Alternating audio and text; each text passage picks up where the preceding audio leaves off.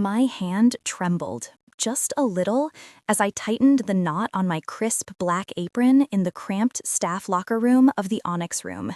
It was a tremor born of exhaustion and a deep, gnawing fear that had become my constant companion. My phone screen lit up beside my locker, a single word glowing in the dim light. Soon. The message was from him, from Marco, and it sent a familiar shard of ice sliding down my spine. I squeezed my eyes shut, forcing the image of his predatory smile out of my mind. I had to work. My sister, Sophia, was counting on the tips from this shift to cover the new medication her doctors were prescribing. Taking a deep, shuddering breath, I plastered a professional, detached smile onto my face, a mask I had perfected over the last 6 months. It was my armor. Pushing through the swinging door, I stepped from the chaotic clatter of the kitchen into the hushed, opulent world of the dining room. The air here was different, heavy with the scent of expensive perfume, aged leather, and the unspoken power of the men who dined within its dark, polished wood walls. It was a world I served but could never belong to, and tonight the weight of that separation felt heavier than ever. It's a strange thing, living with that kind of constant, low-grade terror. It becomes a part of you, a hum beneath the surface of your skin that never quite goes away.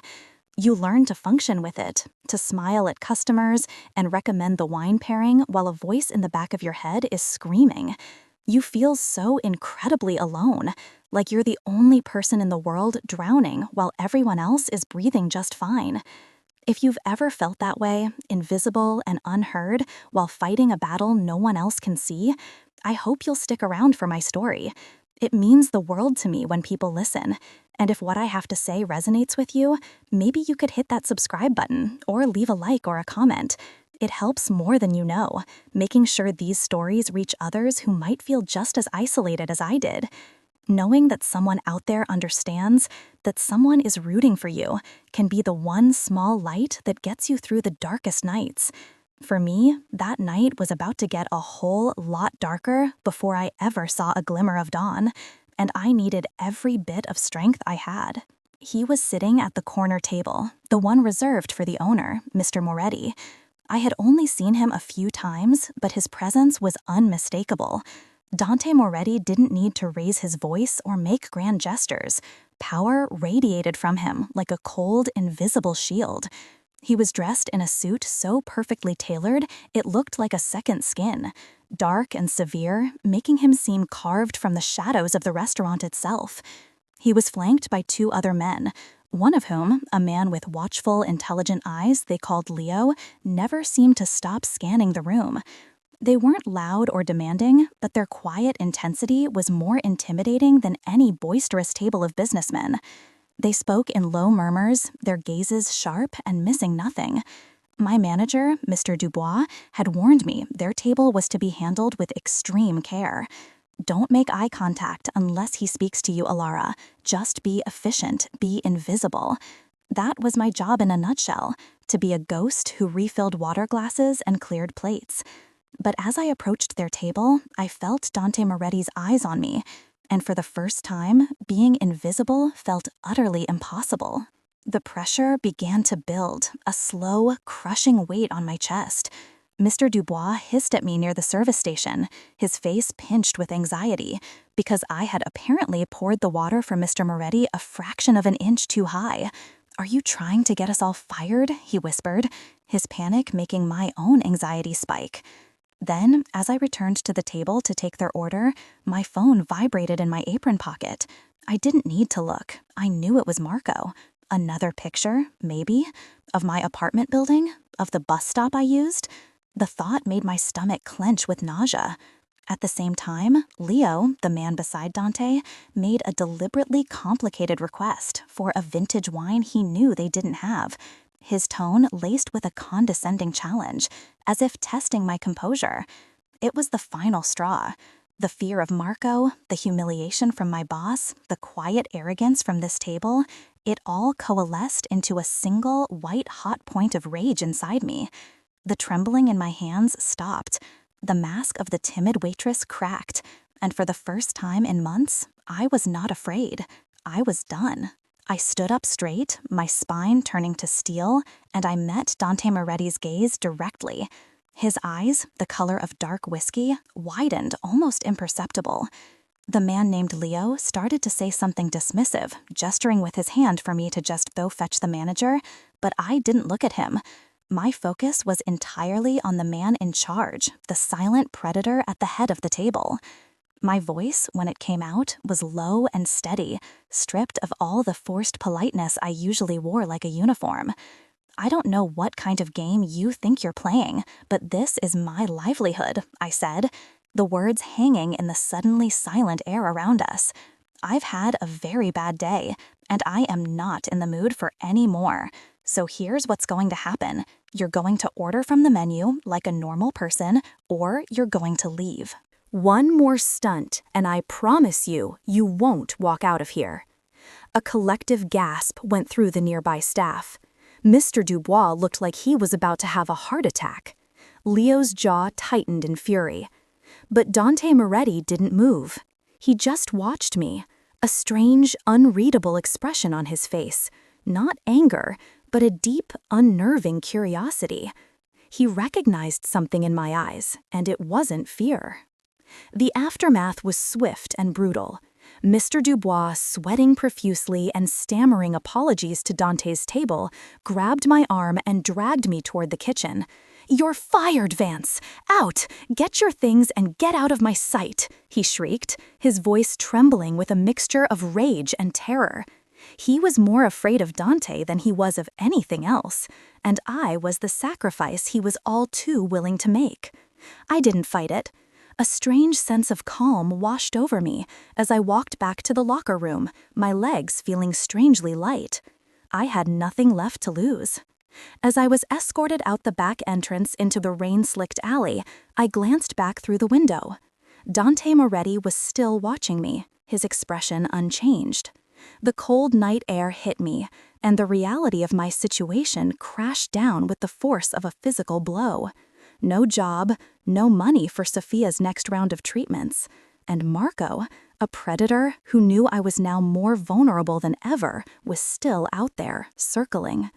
I leaned against the wet brick wall, the fight draining out of me, replaced by a cold, hollow despair. I had stood up for myself, and it had cost me everything.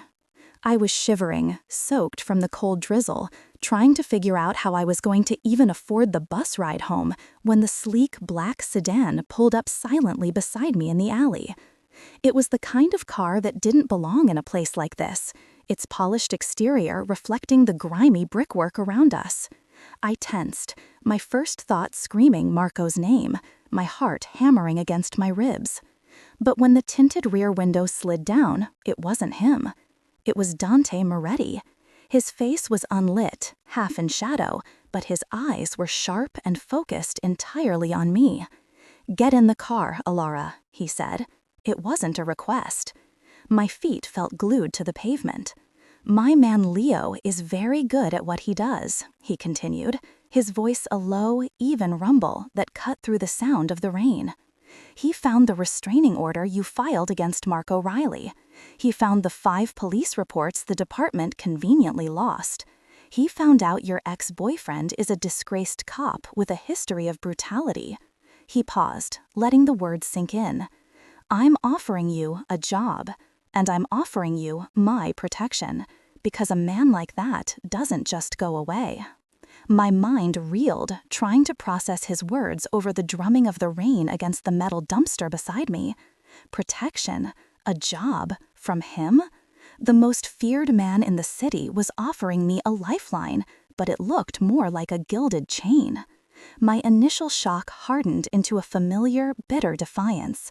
I had been fighting my own battles for so long, relying on nothing but my own grit, and the idea of handing my safety over to a man like Dante Moretti felt like the ultimate surrender. "I don't need your charity," I spat, the words tasting like acid. I hugged my arms around myself, a futile attempt to ward off the cold that had nothing to do with the weather. "And I certainly don't need a new predator replacing the old one." His expression didn't change, but his eyes seemed to darken, absorbing my insult without a flicker of anger. He didn't argue or try to persuade me. He simply held my gaze, his silence a more powerful response than any threat. "The offer isn't charity, Alara," he said, his voice a low, gravelly thing that seemed to vibrate in the air between us. "It's a transaction. Your safety for something I haven't decided yet. Go home. You'll understand soon enough." The window slid up and the black car pulled away, leaving me alone in the alley with his chilling words hanging in the damp air. The next morning, the world confirmed that I was well and truly on my own. Taped to my apartment door was a bright pink eviction notice, citing a series of anonymous noise complaints I knew were fabricated. My landlord, a man who usually avoided eye contact, suddenly couldn't get away from me fast enough, muttering about undesirable elements and giving me 72 hours to vacate. My stomach twisted into a knot of pure panic. Then my phone buzzed with a message from Marco. It was a picture of the eviction notice, taken just minutes before I'd seen it myself. The text below it read, "Nowhere left to run, Ellie. Soon you'll have to come home to me." The casual cruelty of it, the certainty in his tone, stole the air from my lungs. The system I had tried to trust, the police, my employer, my landlord, had not just failed me, it had actively bent to the will of my tormentor. I sank onto my worn-out sofa, the piece of paper trembling in my hand, the weight of Sophia's next prescription payment pressing down on my chest like a physical stone. Dante's words from the alley echoed in my head. He had been right. I was beginning to understand. I was completely and utterly trapped. Later that afternoon, a courier delivered a small insulated box. My first instinct was to throw it out, assuming it was another sick game from Marco. But the return address was a high-end pharmaceutical distributor, and my curiosity got the better of me. Inside, nestled in cold packs, were 3 months' worth of Sophia's medication. Not a generic substitute, but the specific, brand-name injectable that cost a fortune and was a constant source of my financial anxiety. There was no note, no card, just a simple packing slip with the contents listed and the balance marked as paid in full. My hands started to shake again, but this time it was from a confusing storm of emotions. Relief, so potent it made me dizzy, warred with a profound sense of violation. He knew. Dante Moretti didn't just know about Marco, he knew about Sophia. He had dug into the most private, painful corner of my life and used it. This wasn't a kindness, it was a demonstration of power. It was his way of saying, I can reach into any part of your life I choose. I can give, and I can take. The box sat on my kitchen counter, a silent, cold testament to the fact that my life was no longer entirely my own. He was making my decision for me, one calculated move at a time. The illusion that I had any choice at all shattered that evening. I was walking back from the corner store, my mind a chaotic whirl of eviction notices and unsolicited prescriptions, when a figure stepped out from the shadows of a neighboring building. It was Marco. He looked different than I'd ever seen him. His usual smug confidence was gone, replaced by a frantic, possessive gleam in his eyes. "So you got yourself a new protector, Ellie?" he sneered, blocking my path. "Think some fancy suit is going to keep you from me?" He grabbed my arm, his fingers digging into my bicep with bruising force. "You belong to me. I made you, and I can unmake you." Panic, cold and sharp, clawed at my throat. I tried to pull away, but his grip was iron. He started to drag me toward the dark space between the buildings, his voice dropping to a terrifying whisper, promising all the things he was going to do to me. Just as a scream was about to tear from my lungs, a nondescript gray sedan glided to a halt beside us. The passenger door opened, and Leo, Dante's watchful right-hand man, stepped out, moving with an unnerving, fluid grace. He didn't even look at me. His entire focus was on Marco. Leo didn't raise his voice. He didn't have to. The quiet authority he projected was more menacing than any shout. "Riley," he said, his tone flat and utterly devoid of emotion. I believe your former partner, Detective Miller, is still looking for the evidence locker key you lost before your dismissal, the one for the narcotics case that fell apart. Marco froze, his face draining of color. The name, the specific detail, it was a perfectly aimed shot in the dark, and it hit its mark. Marco's grip on my arm slackened, his bravado crumbling into raw fear. He was a bully who only understood the threat of a bigger predator. Leo took a slow step forward. Mr. Moretti has a zero-tolerance policy for pests. I suggest you remember that. Disappear, or we will make you disappear. The finality in his voice was absolute. Marco let go of me completely, stumbling backward as if he'd been physically struck. He shot me one last look, a toxic cocktail of hatred and terror, before turning and practically running down the street. I stood there, trembling and breathless, watching him go. Leo opened the back door of the car. "Get in, Miss Vance. We're moving you." I was safe, but the chilling efficiency of it made my blood run cold. The ride was silent. Leo drove with an intense focus, his eyes constantly scanning the mirrors. The city lights blurred past the tinted windows, a world I no longer felt a part of. My own neighborhood, the streets I had walked 1,000 times, now felt alien and hostile. I was being extracted, lifted out of my life as if it were a contaminated zone. Leo finally broke the silence as we pulled onto a pristine, tree-lined street I didn't recognize. "Mr. Moretti has arranged a new residence for you. Your belongings will be collected from your old apartment and delivered by morning." I found my voice, though it was shaky and thin. I never agreed to this. Leo glanced at me in the rearview mirror, his expression unreadable. "You didn't have to," he replied, his tone matter-of-fact. "Your safety became our responsibility the moment you walked out of that alley. This is how we handle our responsibilities." He then laid out the rest of the offer. I would work for Dante directly, as a personal assistant. The hours were undefined, the duties vague, but the salary he quoted was more than I'd ever dreamed of making. It was a golden cage, and the lock was clicking shut behind me. It was no longer an offer, it was a fact. The apartment was stunning, a minimalist masterpiece of glass and steel on the 30th floor of a sleek, modern high-rise. Floor-to-ceiling windows offered a breathtaking, panoramic view of the city, a glittering expanse of lights that felt a million miles away from my reality. The furniture was expensive and impersonal, the kitchen was stocked with gourmet food I didn't know how to cook, and the silence was absolute. It was the safest place I had ever been, and I had never felt more alone. I walked through the cavernous living room, my footsteps echoing on the polished hardwood floors. My old apartment was cramped and a little shabby, but it was mine. It was filled with Sophia's drawings, secondhand books, and the worn-out armchair where I'd collapse after a long shift. This place was a sterile museum, a testament to a life of wealth and power that felt like a foreign country. It was Dante Moretti's world, and I was now its unwilling resident. I stood before the vast window, looking down at the city below, feeling like a ghost haunting someone else's life. I was protected, provided for, and utterly powerless. The deal had been made for me, and the cost was every last shred of my independence. He arrived an hour later, letting himself in with a key.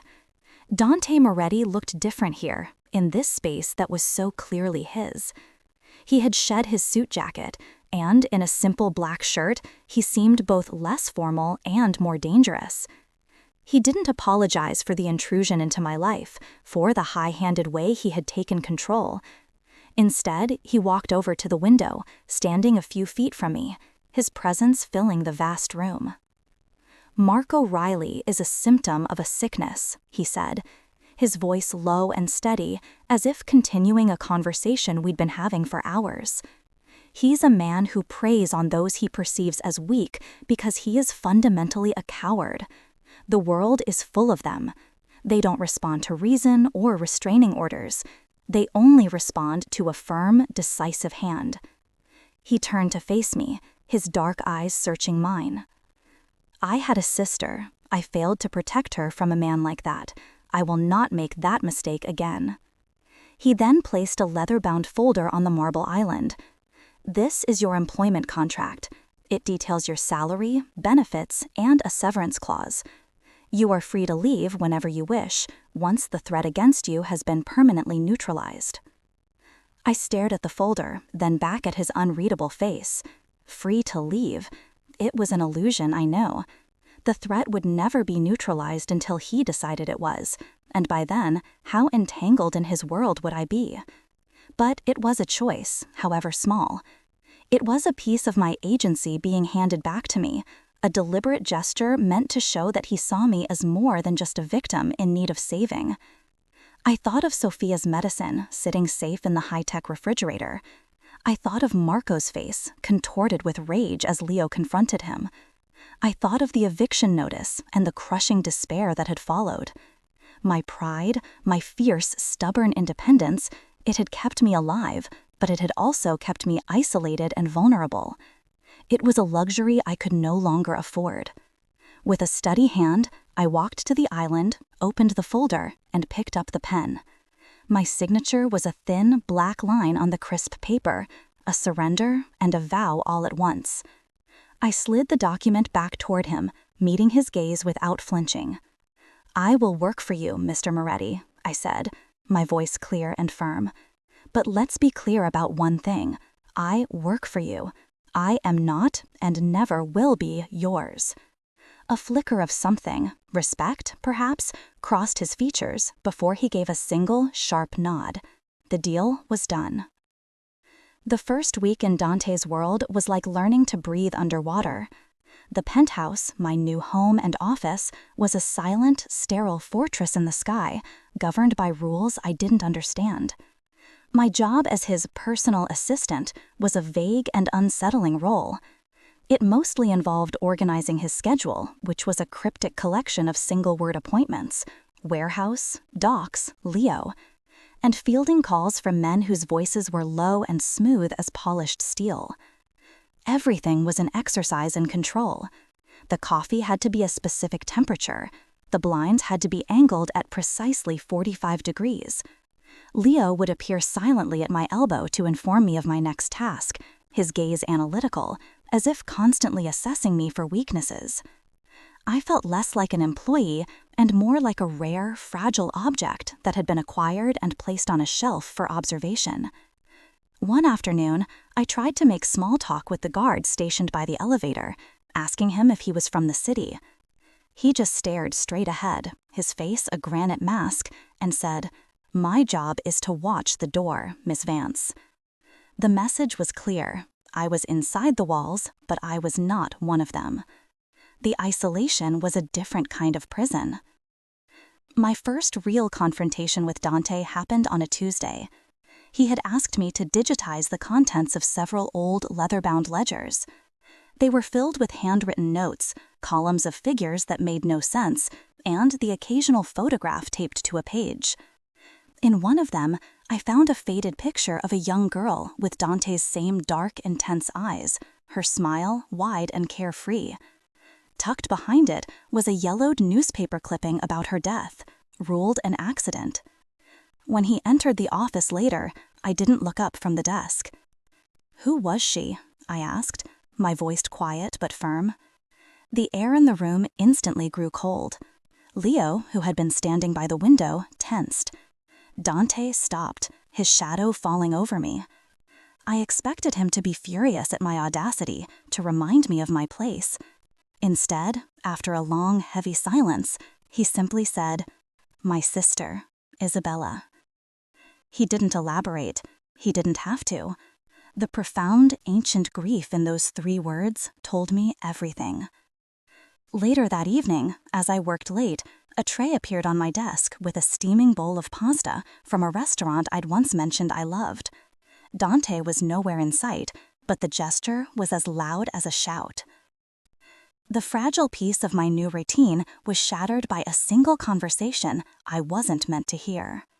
I was returning from the kitchen with Dante's coffee when I heard Leo's voice from the office, low and urgent.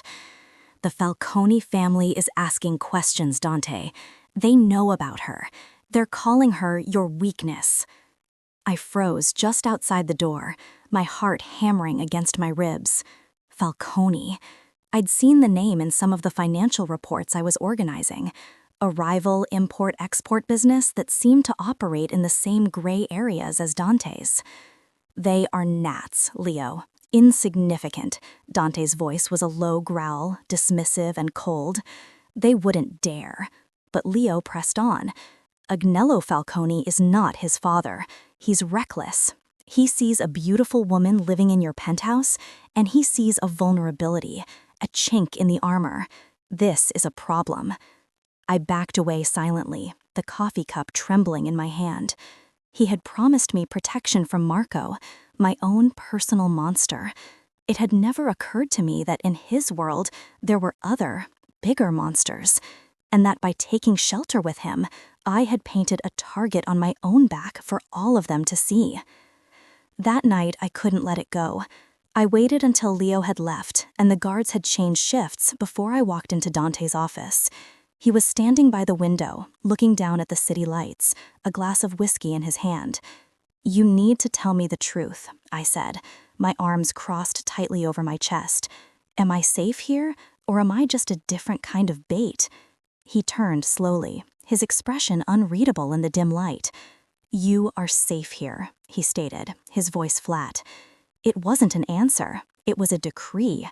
It infuriated me. That's not what I asked. That man, Falcone, is he a threat to me? Dante took a slow sip of his drink, his eyes never leaving mine. "Everyone outside of these walls is a potential threat, Alara. That is the nature of my life. But I am the one who decides what happens within them. I told you I would handle it, and I will." His words were meant to be reassuring, a display of his absolute control, but all I heard was the confirmation of my deepest fear. I had escaped one cage, only to find myself in the center of a battlefield, protected only by the will of a man whose enemies were multiplying. The stress began to manifest in my sleep. The nightmares came back, worse than before. Sometimes it was Marco's face, sneering as he cornered me in a dark alley. Other times it was a faceless man with cold eyes, a man I now imagined looked like Agnello Falcone. I woke up one night with a scream caught in my throat, my heart racing, the sheets tangled around my legs and soaked with sweat.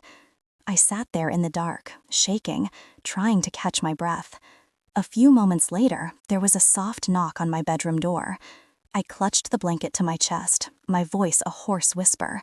"Who is it?" The reply was a low rumble from the other side. "It's Dante." I slowly opened the door to find him standing there, dressed in a simple gray t-shirt and dark pants, a glass of water in his hand. He didn't say anything about the scream. He just held out the glass. "You were having a bad dream," he said, his voice softer than I'd ever heard it. He didn't try to comfort me or touch me.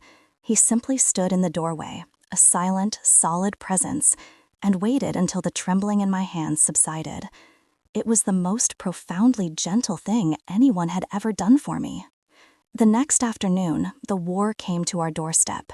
A courier arrived with a long, elegant box addressed to me.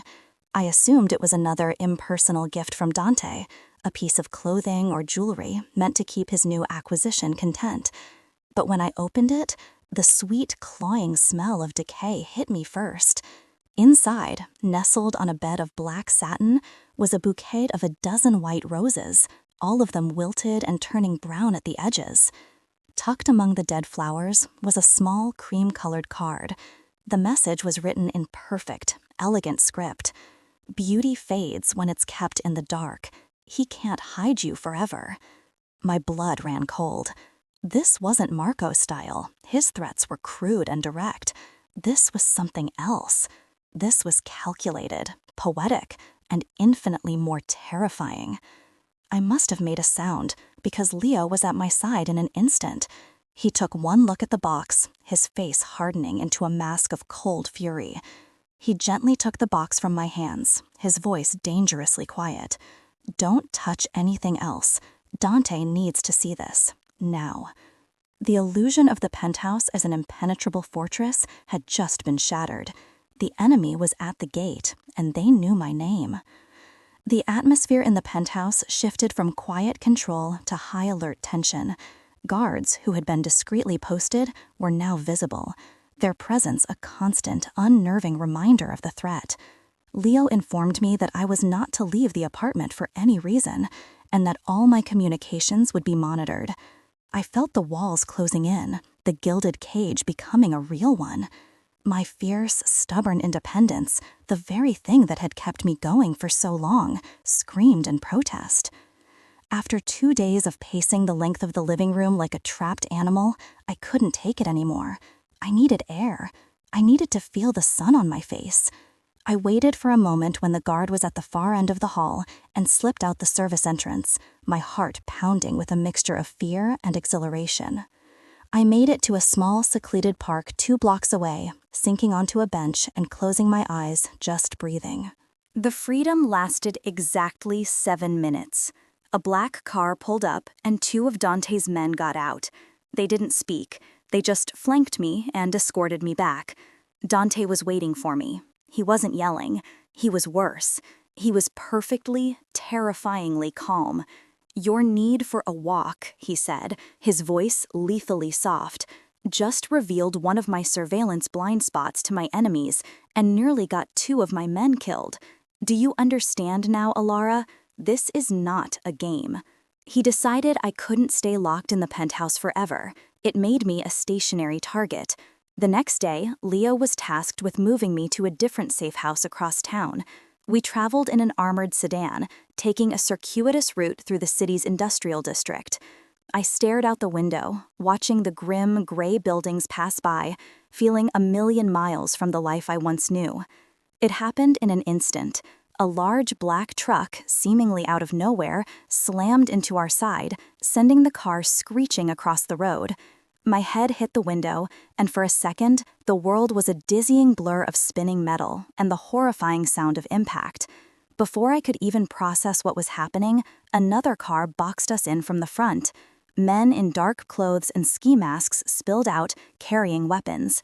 Leo didn't hesitate. He shoved me down onto the floor, shouting, "Stay down," into his wrist communicator. He drew his own weapon, the sound of the safety clicking off deafeningly loud in the enclosed space. The world outside erupted into a terrifying symphony of shouting and the sharp, percussive cracks of gunfire. This wasn't a warning anymore. This was a full-scale assault, and I was right in the middle of it. We made it back to the penthouse, but not without a cost. The side of the sedan was riddled with bullet holes, and Leo had a deep gash on his forearm that he ignored with stoic indifference. I was shaking uncontrollably, the adrenaline from the attack leaving me cold and nauseous. Dante was waiting for us in the underground garage, and the moment he saw the car, his face became a mask of stone. He bypassed Leo completely, his eyes locking onto mine, conducting a swift, silent inventory for any injuries. He saw the bruise forming on my temple where my head had hit the glass, and something dark and violent flickered in his gaze. He reached out as if to touch my face, but his hand stopped, hovering an inch from my skin. The control he exerted over himself was immense, a palpable force in the air. He finally turned to Leo, and his voice was no longer human. It was the sound of grinding ice, stripped of all emotion except for a chilling, absolute resolve. "Find Agnello Falcone," he commanded, the words echoing in the concrete space. "I don't want a message sent. I want his head. This ends tonight." In that moment, I saw the real Dante Moretti, the man his enemies feared, and I knew my life would never, ever be the same. The hours after the ambush were a study in controlled chaos. Dante's cold fury had settled into a silent, methodical campaign of preparation, turning the penthouse from a home into a war room. Men with grim faces and quiet footsteps moved through the rooms, speaking in low tones into earpieces, their presence a constant, suffocating reminder of the violence that had erupted in the street below. Dante himself was a ghost, a dark shape moving from his office to the secure communications room, his focus entirely on his enemy. He barely looked at me, and the distance felt like a physical chasm between us. The fragile connection we'd shared, the tentative trust, seemed to have been incinerated in the firefight. I felt like a cursed object, the source of all this danger, a liability he was now forced to manage. I tried to stay out of the way, retreating to a corner of the vast living room, watching the city lights twinkle with a sense of profound dislocation. I had been brought here for safety, but I had only brought his war to his doorstep. The weight of that responsibility was a crushing thing, making me wonder if the most courageous act would be to simply disappear and remove the target from his life. The attack, when it came again, was not a hail of bullets, but a whisper of intrusion. It began with the shrill, piercing scream of the fire alarm, a sound designed to create panic and override logic. Lights flashed, and a calm, automated voice instructed all residents to evacuate via the nearest stairwell. One of Dante's men immediately moved to my side, his hand on my elbow, ready to escort me. But Dante's voice cut through the noise, sharp and commanding. "It's a feint, stay put." But it was too late. In the confusion, a caterer who had been setting up for a supposed dinner service grabbed my arm, his grip like iron. "This way, miss, quickly," he urged, pulling me toward a service corridor I'd never used. A cold dread washed over me. His eyes were wrong. They were flat and predatory. He dragged me into the narrow passage, the main door swinging shut behind us, plunging us into dim emergency lighting. He wasn't trying to hurt me. He pulled out a pair of scissors, and with a swift, terrifying movement, he snipped a lock of my hair. "Agnello Falcone sends his regards," he whispered, his breath hot against my ear. "He wants you to know there's no wall high enough." Before I could even scream, the service door burst open, slamming against the concrete wall. Dante stood there, framed in the brighter light of the hallway, and for a terrifying second, he wasn't the composed, controlled man I knew. He was pure, primal fury. The attacker shoved me aside and lunged, but it was like a mouse attacking a panther. Dante moved with a brutal, liquid grace that was horrifying to witness. There was no wasted motion, just a series of precise, devastating strikes that ended with the man crumpled on the floor, unconscious but breathing. Dante didn't even glance at him. His eyes were on me, blazing with a terrifying intensity as he crossed the space in 2 long strides. He reached me, his hands gently framing my face, his thumbs brushing away tears I hadn't even realized were falling. He scanned every inch of me, his gaze lingering on the raw red marks on my arm where the man had grabbed me. He pulled me against his chest, his body a solid wall of warmth and power, shielding me from the sight of the man on the floor. His voice was a low, ragged growl in my ear. "I've got you. You're safe. Just breathe, Alara. You're safe with me." He led me back to his office, the one place that felt like the heart of his fortress, and shut the door, leaving the aftermath for Leo to manage. The silence that fell was heavy, thick with the adrenaline and the unspoken terror of the last few minutes. He poured a small amount of whiskey into 2 glasses, his hands perfectly steady, a stark contrast to my own, which were shaking so badly I could barely stand. He handed me a glass, but seeing the tremor, he gently took it back and placed it on the desk. He started, his voice tight, unable to finish the question. I shook my head, wrapping my arms around myself. "No, he wanted me to know they could get to me," I whispered, the words catching in my throat.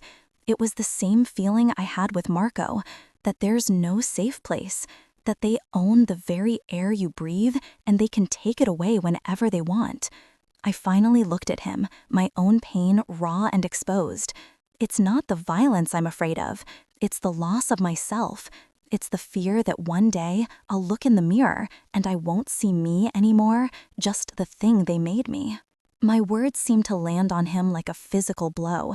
He turned away, walking to the vast window that overlooked the glittering, indifferent city. His reflection was a dark silhouette against the lights, his shoulders tense. For a long time, he said nothing, and I thought I had overstepped, that I had shown him a weakness he couldn't tolerate. But when he finally spoke, his voice was rough with an old, unhealed grief. "My sister, Isabella, the man who destroyed her wasn't a rival. He was her boyfriend, a man I shook hands with at my own dinner table. He paused, the memory clearly costing him. He never left a mark on her that anyone could see, not at first. He just chipped away at her, piece by piece. Told her she was too loud, too emotional, that her friends were a bad influence. He isolated her in plain sight. I was busy fighting monsters with guns and knives, and I never saw the one sleeping in her bed. By the time I understood the kind of poison he was, she was already gone. I didn't fail to protect her from a bullet.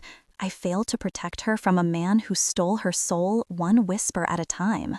His confession hung in the air between us, a raw and painful offering. He had given me the key to his guilt, the ghost that haunted his every action. I finally understood. He wasn't just protecting me. He was trying to rewrite the past. He was fighting for me in the way he wished he had fought for her. I moved toward him, my own fear momentarily forgotten in the face of his profound sorrow. I stopped just behind him, and with a hesitant hand, I touched his arm. It was a small gesture, almost insignificant, but he flinched as if I had burned him. He didn't pull away, though. Instead, after a long, tense moment, he slowly turned his head, his dark, whiskey-colored eyes meeting mine. The grief in them was so deep it threatened to drown me. "You are not failing me, Dante," I said, my voice barely a whisper, but it was the truest thing I had ever said. The sound of his own name, spoken so softly, seemed to break something in him. He turned fully toward me, his hand covering mine on his arm, his thumb stroking the back of my hand in a gesture of such unexpected tenderness that it stole the breath from my lungs. The spell was shattered by the office door opening. Leo stepped inside, his face a grim mask of urgency, holding a tablet in his hand. He didn't seem to notice the charged silence or how close we were. "Dante, we have a bigger problem," he said. "Falcone's move wasn't just about the breach. He's taken it public." He placed the tablet on the polished surface of the desk. My eyes fell on the screen, and my stomach plummeted. It was a sleazy online tabloid, one known for trafficking in underworld rumors. The headline was sensational and cruel. "Dante Moretti's Achilles heel? Mystery waitress at the heart of Falcone conflict." Below it was a grainy, long-lens photograph of Dante and me on the balcony from days earlier. We were just talking, but the image was framed to look intimate, secretive. The article was a thinly veiled threat, painting me as a homewrecker, a gold digger, the cause of a war between two powerful families. Agnello Falcone hadn't just found me. He had put a spotlight on me for the entire world to see. He had made me a legend, a liability, and a target for every enemy Dante had ever made. Dante's hand, which had been so gentle on mine just a moment ago, clenched into a fist at his side. He stared at the screen, a low, dangerous sound rumbling in his chest. The man who had confessed his deepest failure was gone, replaced by the cold, ruthless leader his enemies feared. Falcone had crossed a line, a deeply personal one, by using my name, my image, as a weapon against him. He had taken my anonymity, the last shred of my old life, and burned it for sport. Dante finally looked up from the tablet, his gaze meeting mine. The vulnerability was gone, replaced by something harder, something possessive and absolute. This was no longer just about protecting a woman from her past. It was about defending his future. "He thinks you are a vulnerability," Dante said, his voice a low, chilling promise that vibrated through the room. "He thinks he can use you to break me." He took a step closer to me, his presence a shield against the world outside. "I am going to teach him, and anyone else who is watching, that you are not my weakness. You are the reason my wrath will be absolute." And in that moment, I knew there was no escape. I was no longer a bystander in his war. I was the cause. Dante's promise of wrath was a cold comfort that quickly curdled into a new kind of fear. The penthouse, once a silent sanctuary, became the nerve center for a war I had inadvertently started. The air grew thick with tension. the quiet hum of power replaced by the clipped, urgent whispers of men whose faces were etched with grim purpose. Dante was a ghost in his own home, a storm of controlled fury moving from one secure call to the next. He barely spoke to me, his focus so absolute that I felt invisible again. But this time, it was worse. I was the ghost at the feast, the reason for the coming bloodshed. The tabloid article had done its job perfectly. A major shipping deal Dante had been negotiating for months collapsed overnight, the partners citing reputational risk associated with the Falcone feud. Leo didn't have to say a word. The tight, resentful line of his jaw as he delivered the news was enough. I had become more than a distraction. I was a multi-million-dollar liability. The weight of it was suffocating. I had walked into his world seeking protection from one man, and in doing so, I had made him vulnerable to all his enemies. My simple act of defiance in the restaurant felt like a lifetime ago, a foolish spark that had now ignited an inferno. The first real casualty of that inferno was my own peace of mind, shattered in a way I never thought possible. Agnello Falcone, proving he was more cunning and cruel than I could have imagined, stopped targeting me directly. He went after the one part of my life I had kept sacred and separate. He went after Sophia. It wasn't a physical attack, nothing so crude. It was a whisper of terror, a demonstration of reach. A nurse at the specialized care facility where Sophia received her treatments called me in a panic. Sophia's entire medical file, a thick binder detailing years of complex and life-sustaining procedures, had vanished from the records room for 3 hours before mysteriously reappearing. There was no evidence of a break-in, no sign of tampering, just a message delivered with chilling precision. We know where she is. We can touch anything we want. When I told Dante, his face, which had been a mask of cold strategy, broke for a moment, revealing a flash of pure, murderous rage directed not at me, but at himself for the oversight. He had Sophia moved that night to a private, undisclosed medical wing under his direct protection, but the damage was done. The war was no longer about me. Falcone had found my soul and threatened to tear it apart. The investigation into the security breach at the clinic yielded a truth more poisonous than any outside attack. The information about Sophia hadn't been obtained by Falcone's spies. It had been given to them. The leak came from inside Dante's own fortress, a betrayal that seemed to shake the very foundations of his world. Leo, his face pale with a mixture of fury and disbelief, delivered the news in Dante's office. The traitor was a man named Sal, a mid-level accountant in one of Dante's legitimate import businesses, a man who had worked for the Moretti family for 15 years. He hadn't been bribed with money, he had been blackmailed. Marco, using his old police instincts and contacts, had dug into Sal's life, found a gambling debt, and squeezed. He traded the information about Sophia's clinic to Falcone's people in exchange for clearing his own slate. The nexus of my past and my present had collided in the most destructive way possible. I didn't see what happened to Sal, but I heard the single, muffled sound from the garage late that night, a sound that spoke of finality and a justice so swift and brutal it left no room for appeal. The abstract violence of Dante's world was now a concrete reality, and its source was the poison I had brought inside. In the aftermath of the betrayal, something broke between us. Dante, consumed by the failure to anticipate the threat and the violation of his inner circle, retreated into a version of himself I didn't recognize. The quiet protector was gone, replaced by a cold, distant commander. He saw my guilt, my terror for Sophia, and he interpreted it not as strength under fire, but as a weakness to be managed. He began to isolate me, his decisions turning from protective to possessive. "You will stay in the master suite until I say otherwise," he commanded one morning, his voice devoid of any warmth. "No calls, no walks on the balcony. You are a variable I need to control." It was a devastating blow. He was treating me exactly as I had feared, a fragile object, a problem to be contained. I tried to argue, to remind him that I was not a liability to be locked away, that we were supposed to be in this together.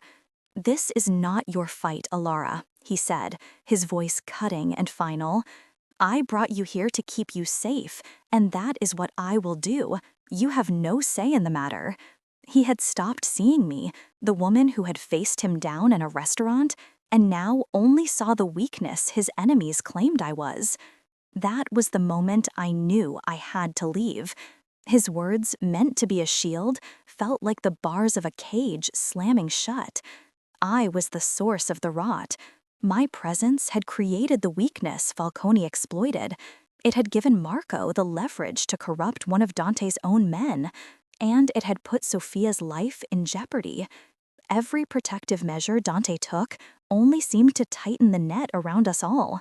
Staying here, locked in a gilded cage while a war raged in my name, was not safety. It was a slow surrender. The only way to truly protect him, to give him back the focus and strength he needed to win this fight, was to remove the target, to disappear. My fierce, stubborn independence, the very thing he had once admired, was screaming at me that this was the only move I had left. It was a desperate, heartbreaking calculus. I would rather be hunted and alone in the world than stay and be the reason he lost everything.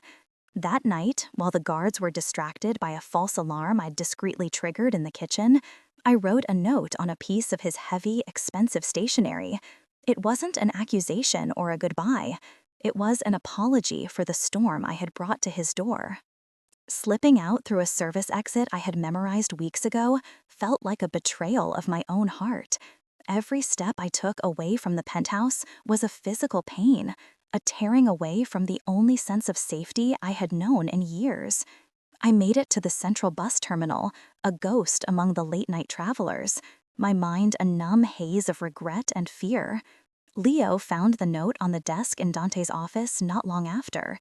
As he later told me, Dante was in the middle of a strategy session, his voice a low, commanding rumble, when Leo walked in and silently placed the single sheet of paper in front of him. He said Dante read it once, then twice, and a stillness fell over the room so absolute it was like the air had been sucked out. Then, with a sudden, violent roar of pure agony, he swept his arm across the massive oak desk, sending plans, phones, and glasses crashing to the floor. The legendary Moretti control was gone, incinerated by my 2 short sentences. His rage wasn't for Falcone, not anymore. It was for himself. "Forget Falcone," he bellowed, his voice raw with a pain that terrified his men. "Find her. Find her now, or burn this city to the ground trying." I sat on the grimy seat of a bus bound for nowhere, the city lights smearing into streaks of lonely color through the rain-streaked window. I had done it. I was free, and I had never felt more trapped. The sacrifice felt hollow, a grand gesture that had only succeeded in leaving me completely, terrifyingly alone. My burner phone vibrated in my pocket, a jarring intrusion into my silent misery, an unknown number. My thumb hovered over the screen, a sense of doom washing over me. It was a text, a single image loaded, a grainy night vision photo of me, right now, sitting on this very bus, my head resting against the glass. My heart stopped. Below the picture, a line of text glowed with a sickening familiarity. "Running away, Ellie? There's nowhere to run. I'm always one step behind you." It was Marco. He had found me. The protection was gone. The fortress was a memory. And my personal monster was closing in. Miles away, Dante stood alone in the dark penthouse, staring at the empty spot where I was supposed to be. He was the most powerful man in the city, yet he was helpless. We were both broken, separated by my desperate choice, and our enemies were circling, ready to destroy what was left. The message from Marco, a grainy photo of me on the bus, landed like a stone in my gut, sinking me into a cold, bottomless dread. My desperate bid for freedom, my noble sacrifice to protect Dante, had been a fool's errand. I hadn't saved him from anything. I had just handed myself over to my tormentor on a silver platter, gift-wrapped in isolation and terror. The bus rattled on, a cage on wheels carrying me deeper into a night that now belonged to him. Every flicker of a streetlight, every passing car, felt like his eyes watching me. I imagined the chaos my note had unleashed back at the penthouse. I pictured Dante, his face a mask of cold fury, turning the city upside down, his formidable resources now focused on a ghost hunt while his real enemies sharpening their knives. The guilt was a physical thing, a crushing weight on my chest. He had brought me into his fortress to protect me, and my first act of agency had been to walk right out into the line of fire, making his efforts, his risk, utterly meaningless. Running was no longer an option. It never had been. There was only one path left, to turn and face the beast, not as a victim, but as the bait in my own trap. A chilling calm settled over me, displacing the panic. I was done being the hunted rabbit. If Marco wanted a final dramatic confrontation, I would give him one, but it would be on my terms, in my arena. I got off the bus at the next stop, the rain-slicked streets of downtown reflecting the neon signs like a distorted, bleeding watercolor. My fingers, surprisingly steady, typed a message on the burner phone. "You win, Marco. I'm done running." My thumb hovered over the send button, the act feeling like jumping from a cliff. I knew his ego, his insatiable need for a final humiliating victory over me. He would not be able to resist. I added the location, the alley behind the Onyx room, 1 hour. It was a poetic, terrible kind of symmetry. The place where my old life had been ripped away would now be the stage for its final act. It was a place of ghosts and painful memories, but tonight, I would not be the one who was haunted. I was walking into the fire, armed with nothing but a desperate plan and the faint, flickering hope that the warrior Dante had seen in me was more than just a flash of defiance. With a final shuddering breath, I sent the message and started walking toward my past. The alley was exactly as I remembered it, a narrow canyon of wet brick and overflowing dumpsters, smelling of stale grease and rain. The single caged bulb overhead cast a sickly yellow light, creating long, dancing shadows that played tricks on the eyes. I found a spot in the deepest part of the shadow, my back against the cold, rough wall, and I waited. The minutes stretched into an eternity, each distant siren, each splash of a car driving through a puddle, sending a jolt of adrenaline through my veins. I clutched a short, heavy piece of discarded pipe in my coat pocket, its weight a small, cold comfort. It wasn't a weapon I could realistically use against a man like Marco, but it was a tangible piece of my resolve, a promise to myself that I would not go down without a fight. I thought of Dante, of the unexpected tenderness in his eyes when he'd stood in my doorway after a nightmare. I thought of the way he'd said my name, as if it were something precious. That memory was my shield now, the only warmth in the cold, damp air. I was here to end the threat I had brought into his life, even if it meant ending my own in the process. He didn't come alone. Marco stepped into the alley first, his silhouette framed by the streetlights behind him, that familiar, predatory swagger in his walk. His smile was a triumphant sneer. But he was only the herald. A second man emerged from the shadows, his movements fluid and confident, his expensive wool coat repelling the drizzle. It was Agnello Falcone. My blood ran cold. My desperate gambit had been a catastrophic miscalculation. "Ilara Vance," Falcone said, his voice smooth and laced with mocking amusement. "This creature was a useful tool, but his obsession was tiresome. He led us right to you, though, just as I predicted."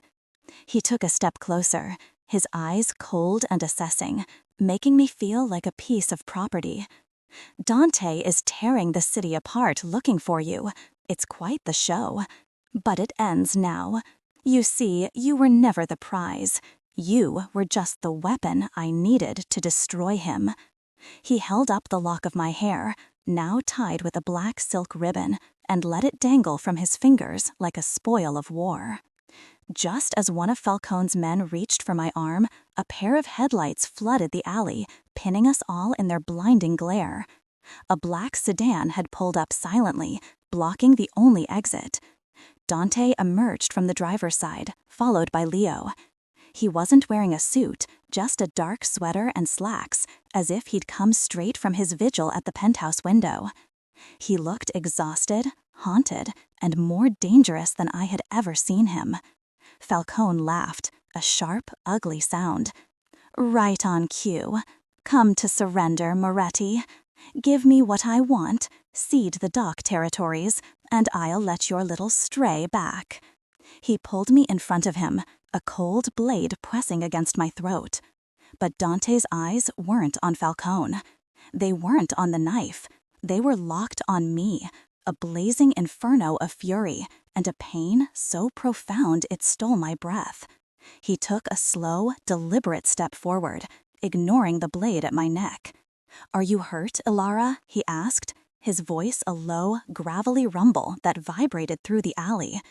It wasn't a question for Falcone. It was a promise to me.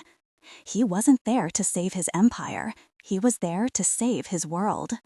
That question, that single-minded focus on me, ignited the last of my fear into pure, defiant rage. Falcone was a man who ruled through fear and reputation, and I had a sudden, insane idea. I remembered a name from the old ledgers, a detail about a debt of honor his father had paid to the Moretti family generations ago, a secret shame. "Your father, Luca," I said, my voice shaking but clear, paid a blood debt for betraying a trust. He would be disgusted to see his son hiding behind a woman. Falcone flinched, his eyes widening in shock, his grip on the knife loosening for a single critical second. It was all the opening Dante needed. The alley exploded into a maelstrom of brutal, efficient violence. As Leo engaged Falcone's men, Dante moved with a terrifying grace, disarming Falcone and driving him back against the wall. In the chaos, Marco, screaming with rage at being made irrelevant, lunged for me. This time, there was no hesitation. I drove the heel of my palm up under his nose and brought the heavy pipe from my pocket down on his knee with every ounce of strength I had. He collapsed with a sickening crack. It was over. Dante stood over a defeated Falcone, then walked to me, his eyes searching mine. He gently touched the red line on my neck. "I'm done failing the people I need to protect," he whispered, his voice thick with emotion. He held out his hand. "Come home." I looked at the man who had torn his world apart for me, and I took his hand, no longer a refugee seeking shelter, but a queen coming home to her kingdom. The silence that followed the storm was the most profound sound I had ever heard. In the days after that night in the alley, Dante dismantled Agnello Falcone's world with the same brutal precision he'd shown me in that service corridor. It wasn't a war fought in the streets with guns, but in boardrooms and back channels with whispers of leverage and threats of exposure. Shipments were lost, accounts were frozen, and loyal men suddenly found new allegiances. Falcone's empire crumbled not with a bang, but with the quiet, inexorable pull of a collapsing star. As for Marco, he simply vanished. Dante never told me the details, and I never asked. All I knew was that one morning, Leo placed a small, sealed evidence bag on the corner of the desk, containing Marco's tarnished police badge. "Loose end," was all he said, his expression unreadable. I looked at Dante, who was watching me from across the room, and I felt not fear, but a deep, unsettling peace. He had taken the monsters that haunted my nightmares and had unmade them, erasing them from the world so thoroughly it was as if they had never existed. The debt was paid, the threat was gone, and for the first time in years, I could finally, truly breathe. My new life began not in a penthouse, but in a dusty, sun-drenched storefront in a quiet part of the city. I had told Dante I couldn't live in a fortress forever, that I needed to build something with my own hands. He didn't argue or try to control the decision. He simply listened. And the next day, Leo presented me with a portfolio of available commercial properties. I chose a small, neglected space with a large front window, and I named it The Haven. The name felt right. Dante would visit in the evenings, after his own long days of managing his complicated world, and he would stand in the middle of the construction chaos, looking utterly out of place in his immaculate suits. He never offered advice on the ovens or the decor, but he would watch me, a small, quiet smile on his face, as I directed painters and argued with plumbers. One afternoon, he found me covered in flour, experimenting with a sourdough starter. He reached out and gently brushed a white smudge from my cheek, his touch sending a familiar warmth through me. "You look happy, Alara," he said, his voice a low rumble. And I was. I was building a sanctuary, not just for others, but for myself. We found our own rhythm, a quiet domesticity that existed in the spaces between our two very different worlds. The sterile penthouse slowly transformed. I filled it with plants, with books, with the scent of baking bread I brought home from the shop. It started to feel less like his fortress and more like our home. One evening, as we sat on the balcony, the city lights glittering below us like a fallen constellation, he took my hand. He didn't say a word, just slid a simple, elegant band of white gold onto my finger. It wasn't a diamond, but a single, perfect sapphire, the exact color of his eyes when they softened just for me. "My mother's," he said, his voice thick with an emotion he no longer tried to hide. "She said it was for the woman who would be the heart of the family, the one who would make it strong again." I looked from the ring to his face, seeing not a mafia boss, but the man who had seen a warrior in a terrified waitress, the man who had faced down his own ghosts to give me a future. "I am not a liability," I repeated his own words back to him. He brought my hand to his lips. "No," he said, "you are the foundation." The grand opening of the Haven was a chaotic, beautiful success. The little bakery was filled with the warm, comforting smell of fresh bread and the cheerful noise of happy customers. Sophia, her cheeks rosy with health and a confidence I hadn't seen in years, managed the register. Her laughter the sweetest music I had ever heard. Leo stood awkwardly near the door, a pastry in hand, looking almost content. And across the crowded room, I saw Dante. He was leaning against the far wall, out of the spotlight, just watching me. He wasn't the feared Mr. Moretti here. He was just a man, my man, his eyes filled with a pride and a love so profound it made my heart ache. Our gazes met, and in that silent connection, the entire story of our survival, of our impossible love, was told. I had walked into his world seeking a shield and had found a home. He had reached out to silence a ghost from his past and had found his future. It's a strange and beautiful thing, finding your safe harbor in the heart of a storm. And I hope, by sharing this part of my life, that it reminds you that even in the darkest of alleys, a warrior can be found, and a new beginning is always possible.